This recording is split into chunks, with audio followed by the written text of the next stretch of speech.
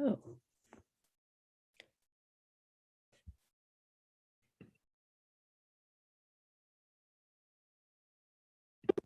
Okay.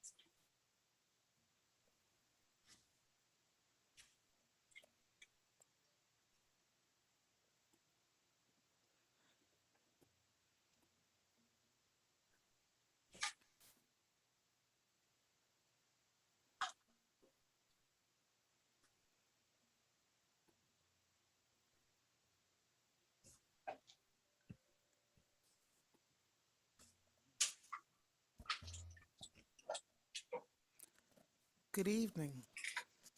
Good Good evening, evening. Wilmington.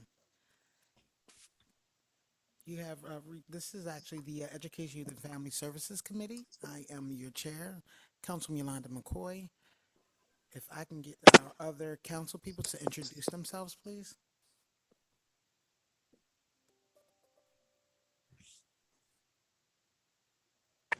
Shanae Darby for the second district.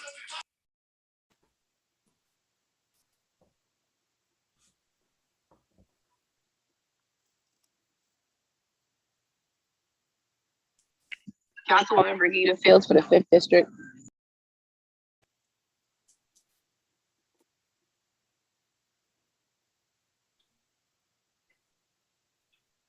Okay. I believe Councilwoman Oliver is here as well, but not hearing her. All right, so I thank you all for joining us. This is Wednesday, September 8th. We have a presentation this evening from St. Michael's School and Nursery. And if I can have someone to wishes to speak or present, that'd be great.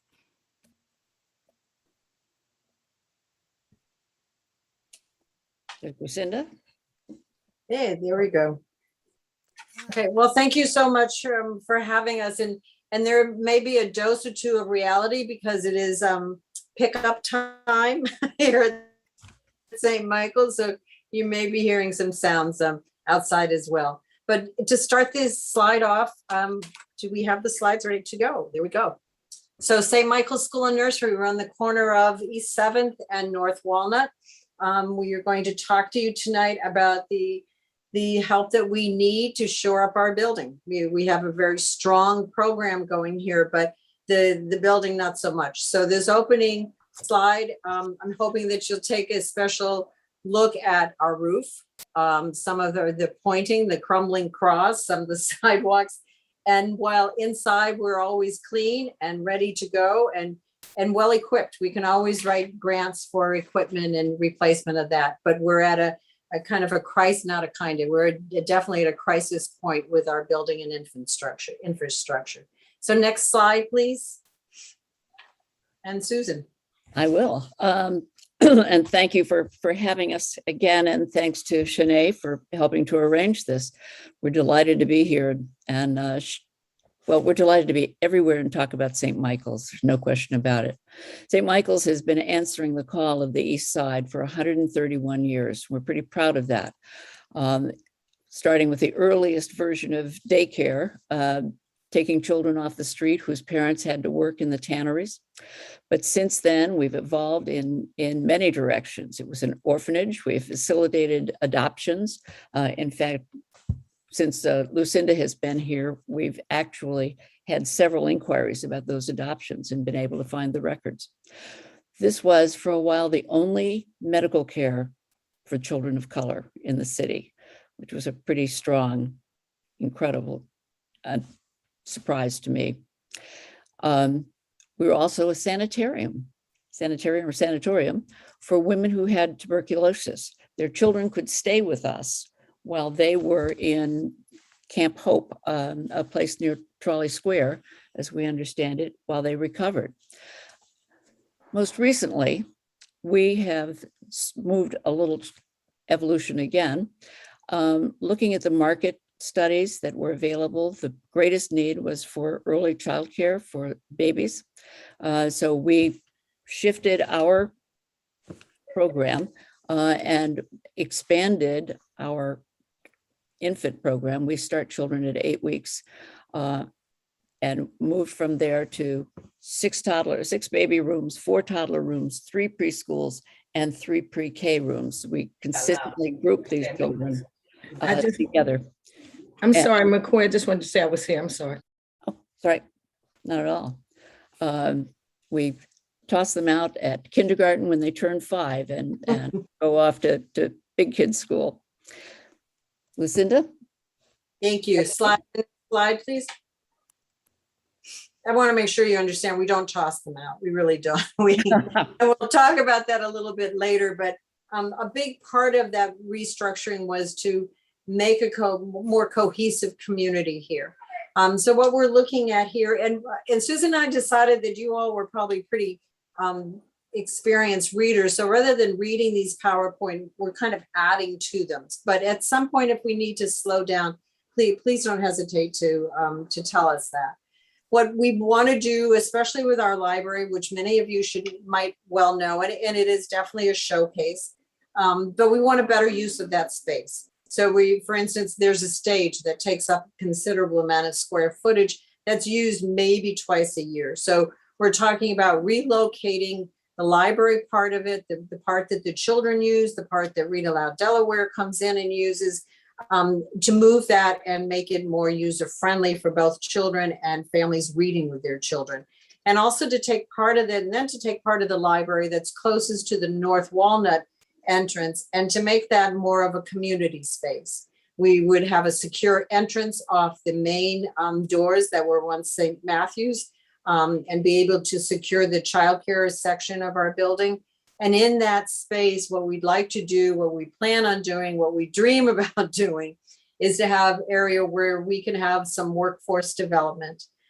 This workforce, as many of you may know, is in a real crisis, and we need folks coming in. We need to work with the folks who are here and increase their knowledge level. And we have some very real and proven methods of doing that. We also want to be able to have an area where our folks, but any folks, but especially our families, can access, can have better access to social services, to some of their troubles with POC, to have a social worker on duty, at least part-time, and maybe that would be shared services with other childcare facilities. All ideas of ways to make it easier for folks to, I often think that we're not just educating babies through 5-year-olds. We are also starting young families on their path of navigating systems. So if that's the thought in this, the library part is that we will be using this significant amount of space to answer workforce and community needs. Next slide, please. And Susan. This slide gives you, you all just can skim through it, but it gives you a bit of our background. I mentioned 131 years of service to the community, and it's a high quality program in an under-resourced community.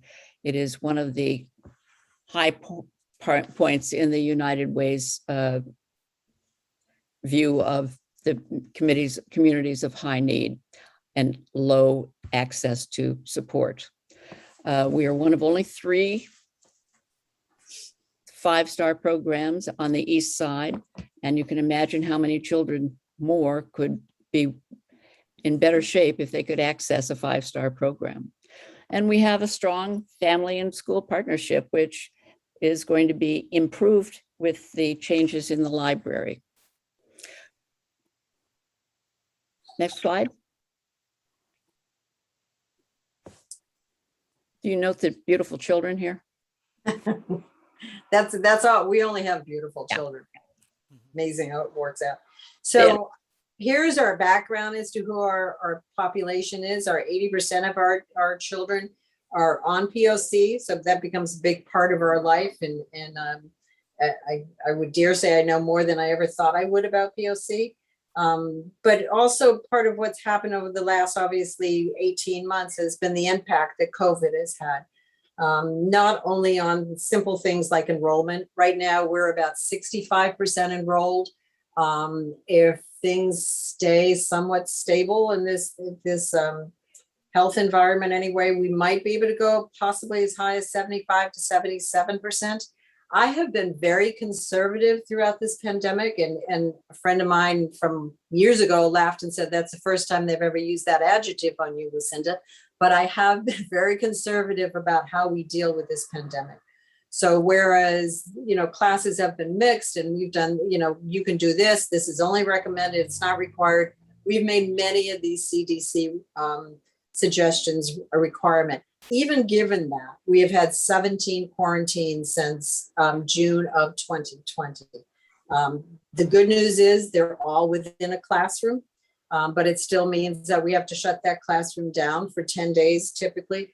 And and, call DPH, we do the OCCL, we do all those initials there. But the main thing is to keep our kids and our families safe. I think one of the things that COVID has done, because we still don't have families coming into the center, our families drop off at the front door and pick up there at the end of the day. So they're still not coming into the building, which is really, it's difficult for them. I have the utmost respect for the fact that they're really willing to do this. We've done Zoom meetings with folks. We actually are filming this week, so that every family can see what their teachers look like, what the rooms look like. But a lot of we're missing that family center connection that we really work so hard at. And one example is the Dolly Parton Imagination Library. We've tried over the last year to really get that up and running, but it's difficult if you don't have that, person sitting in the lobby that just says, come on, folks, you got to do this. This doesn't make sense not to do this. So anyway, we're looking into, once COVID starts going away, of getting back to doing that. I think that's it on that slide. Next slide.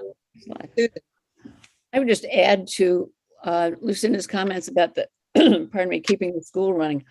We have these smaller percentages of our regular enrollment there, but we have to keep a full cohort of staff in order to keep these things going, with the restrictions on spacing and eating and napping, and not to mention the laundry. So it's been an expensive prospect, to say the least. I think this slide is a picture is worth 1,000 words issue. You can see that these two windows on the lower left are actually being held in place by duct tape. Duct tape has certainly earned its reputation. You can see the things that are the pipes that we have to cover, but what you don't see is the parade of buckets where things are leaking from the pipes, where our insulation has changed. So you can tell that we really need to do this work. We last year spent $122,000 on utilities because our systems are inefficient, and basic repairs because the equipment is old. Next slide.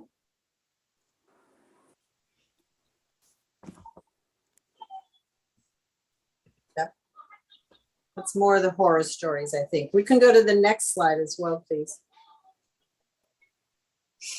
So the child care workforce is definitely in crisis. It was before this. I actually gave a presentation in August of 18 about the crisis that was looming, and it's only because I've been in this business for a long time and just see what's going on and worried about it for a long time. So it's now worse than ever. WCEC, and you should be very proud of that organization. They're pretty forward thinking. That's Wilmington's early childhood, excellent and early, I don't even know what it is, but it's their early childhood council that is in Wilmington. And they are offering scholarships for TEC 1 and 2, which are the basic courses you need in order to work in childcare, as well as a CDA, which is the next step going towards an associate's degree. So the scholarships are there. We have had cohort models, which I firmly believe is exactly what needs to happen with our workforce. A lot of these folks, I don't think they ever saw themselves sitting in a classroom again after high school. So the fact that they can come together and do it in a group makes all the difference in the world, and to feel supported and coached and mentored.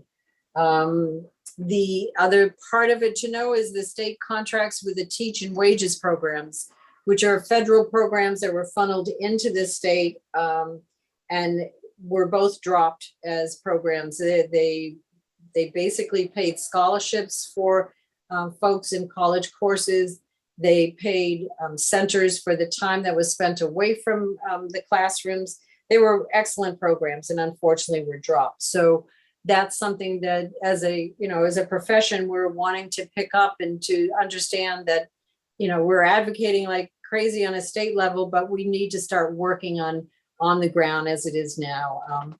we feel very fortunate to have some really wonderful folks on staff. And we're actually working at kind of an internal professional ladder where some of our teachers are coming in and becoming mentors to CDAs and becoming department heads and doing things like that. But it is a workforce that's being stretched considerably. Next slide, please.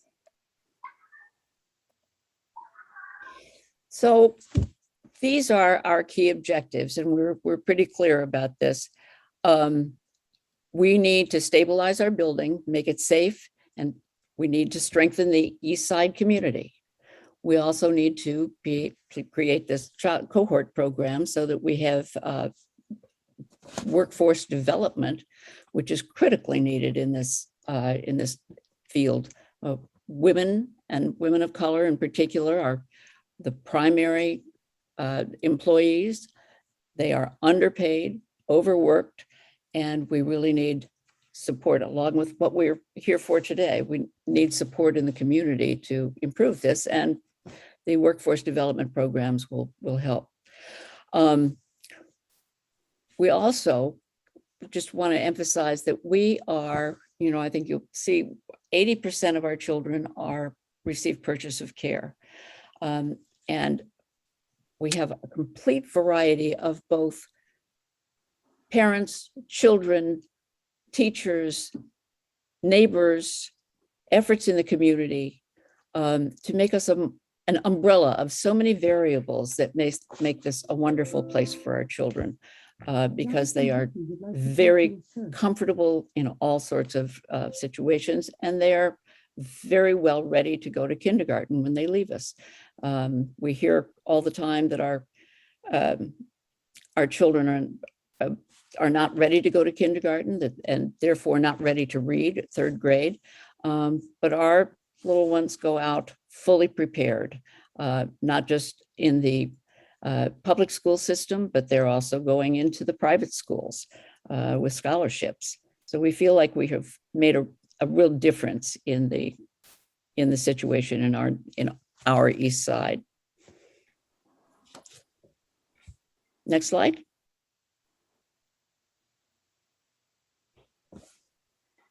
So we're pretty proud of the fact that there is a strong generation element for East Side families. I'm constantly amazed and just really pleased at how many generations will come back to visit, and just kind of used to just pop in. Now they stand on the sidewalk and we talk. But they're clearly, the St. Michael's has been here for a long time. And I will tell you that when I came here 5 years ago, that's what really drew me to St. Michael's was I'm a history buff, and to listen to the richness of the history of St. Michael's just it was impossible to turn down this opportunity. So, we look to continue to create this community, to have these 6 infant rooms, this community all get together and go through their children's infancy, and to move on and the next September to toddlerhood and share the horror stories of toilet training, and then to move on to preschool and all of the fun and negotiating that 3 and 4-year-olds do, and then to move on to pre-K. And we've tried really hard to also help folks navigate the whole kindergarten registration process, which can be kind of daunting and actually can't be done on your phone, which for a lot of folks, that's their computer. So we've done this in the past. We've set up computer systems for them to use and just to help them move on to kindergarten registration. I'm really happy to say that we actually we have 5 children this year who started kindergarten in private schools as well. So we're kind of, putting our networks out there a little bit more into the city. I also just want to point out that the 2 ladies in the bottom right here and thing there, I said to them, you kind of look like you're being held up there, folks. But those last summer of 20, when we were closed, we had a grab and go. And those were staff folks who came in just about every day and volunteered. So there is a sense of community here, and maybe it's a small one, but it's a very strong one, and one that there's not a day that I don't go home thinking I've done something good today. So that's a little hokey, but that's how I feel, folks. Slide. Next slide there. Here you have the cost breakdown, the most basic part, and that's why we need your help today. We need to raise $6 million to make this happen. Most of that, of course, is in the building, but about $1.5 million of it will go into an endowment to so that we don't have to. You all probably know a lot about deferred maintenance, and deferred maintenance is what we're dealing with, and we will have some backup to make those repairs when we need to. The other funding will go into providing the programming improvements, this development, the workforce development program, the social services, and the changes in the library that will make it easy for community and parents to use. So what we need, and we hope we will have the support of each member of the committee, is $1 million from the city's recipient funding received from the fellows in the American Recovery Program.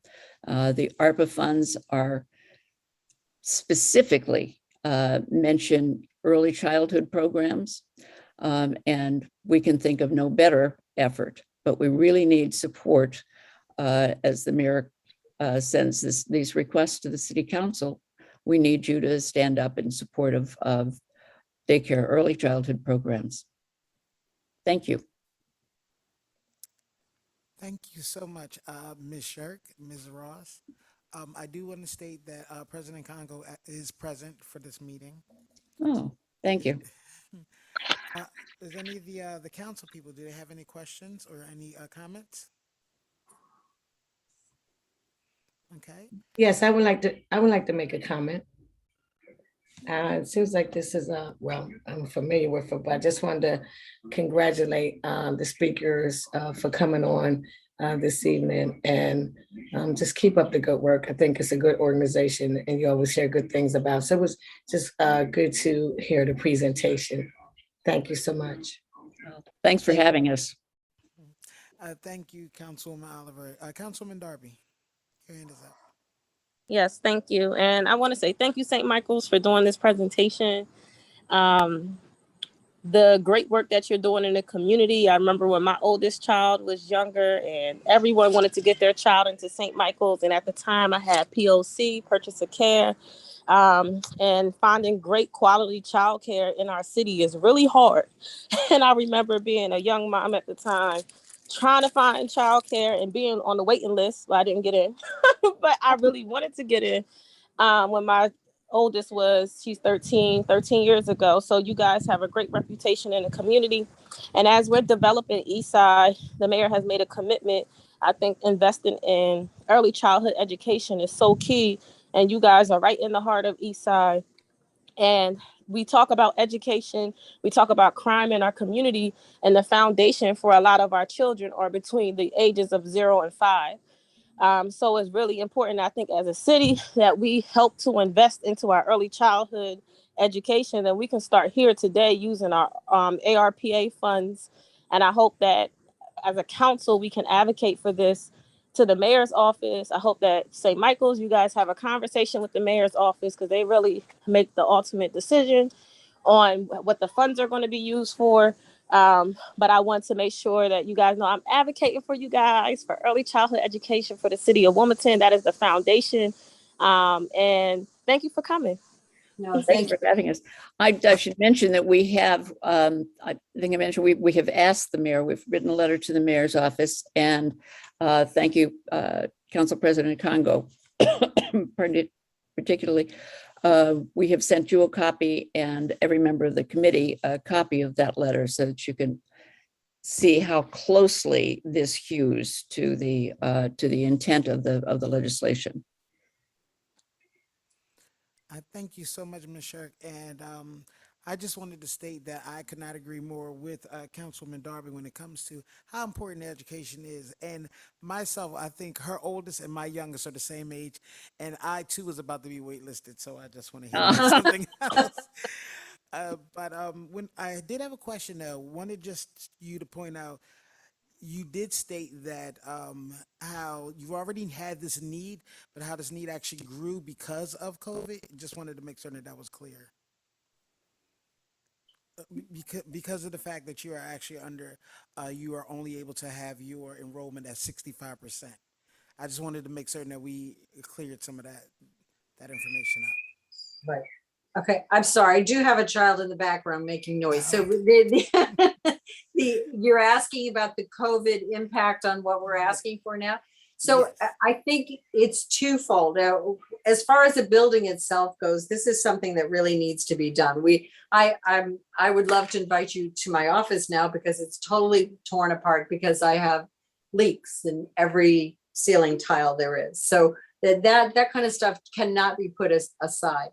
The stabilization grants from the state are things that we've looked at, and it's very difficult to getting operating costs. So I think our hope from the city for the city is that it will help us with all the concrete building capital campaigns, and then we will continue to advocate whether it's POC rates or stabilization grants for more money for operating. Is that, Susan, is that correct? I think so. Okay. Does that answer? So we are at 65%. We might get up as high as maybe 72%. But again, as Susan said, we're fully staffed when we can find enough staff, but we're pretty much fully staffed all the time. Okay. Thank you. That does answer. And I believe the legislation does can include capital work. It's safety issues. Right. And to let you know, I mean, this is kind of an aside, but again, we have taken advantage of every opportunity we've had. For instance, the PPE loans that came out last summer. So every single one of our rooms, we either have a standalone air purifier, or in our infant wing, for instance, we have a air scrubbing system that is onto our HVAC. Again, these are all things that we have a terrific grant writer who watches all the time, and we watch all the time. So we took advantage of the PPE loans. We took advantage of the PPP program. So we are very watchful and counting pennies all the time. I understand. I just wanted to say thank you once more for your presentation. I didn't know whether or not, okay, looks like Councilwoman Darby actually has another statement or comment. Yes, I do. Thank you. Thank you. I just wanted to add, like, not even just for St. Michael's, but specifically for daycares throughout the city, they have been the backbone of the pandemic. So, schools shut down. There were some daycares that shut down, but the majority that stayed open were like the backbone to the pandemic, so that people were still able to work from home or go into work. And they have been impacted by COVID in many ways. And if we could support St. Michael's and other daycares throughout Wilmington to making sure that, one, they're able to provide COVID compliant classrooms, that they're able to still provide the education that our kids need throughout the city is so key and important. So that COVID piece is so key. And as we talk about the majority of our city daycares accept POC for our children. So those are families who are working, who are essential workers, who are the cashiers, who are the bankers, who are working in different parts of the city, who are on POC, who need that support. So supporting the people of Wilmington is supporting our daycare centers and making sure our children have safe places to go when we do have to work, especially during a pandemic. That's all I wanted to add. Thank you, Council Chair. I would add one more piece of sort of an extension of Shanae's. This is really an economic issue for the state, for the country. If people can't, nobody's going to want to locate their new company here if they don't have appropriate support, childcare for their employees. So I think we have a business reason to be just as supportive of these employees and these organizations as we possibly can. And quality childcare, because we have childcare, but the quality is so key. Exactly. And a lot of us parents getting POC, not getting POC, we care about the type of care that our children are getting.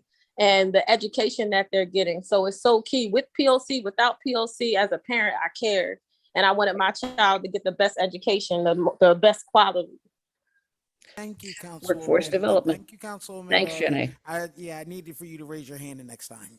All right, so I just wanted to state that I could not agree more. Like I stated before, as a parent, and I've already had that contact with St. Michael's, knowing that they were actually one of the best here in the city. So for you guys to come here and to have such a need, I'm really surprised. So I'm so glad that that Councilman Darby actually made certain that you came, that you were able to present, that we're able to share this information, not only with the rest of our council, the rest of the city of Wilmington, and also with our mayor. So if there's no one else has anything else to say, I would just invite you all to come visit, please. Come see St. Michael's, come see these children, come see what we do. We'd love to have you. You'll have to wear a mask and you'll have to get screened before you come in, but you can come in. okay. Could you state your address? Yes, it's 700 North Walnut Street. And actually the entrance is around the corner on East 7th. Yes, they are our neighbors. Yeah. Yes. Yeah. absolutely. So I actually wanted to just state that this is the end of the presentation, but also we have a person who wishes to, okay. No, we just actually had someone who joined us in our chambers. So I wanted to give him an option to speak if he liked, but he's declined. So I thank you all so much for coming out and bringing this information to us. We definitely needed it. And if there's nothing else, I would like to bring this meeting to a close. Can I get a motion to adjourn the meeting?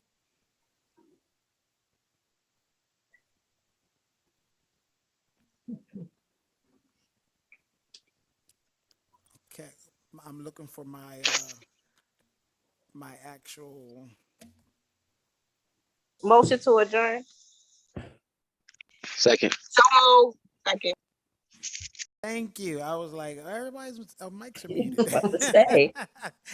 Thank you so much for joining us, Wilmington, and you have a great evening. We will see you next month for the Education, Youth, and Families Committee. Thank you so much. All right. Good night now. Stay safe, Good folks. night.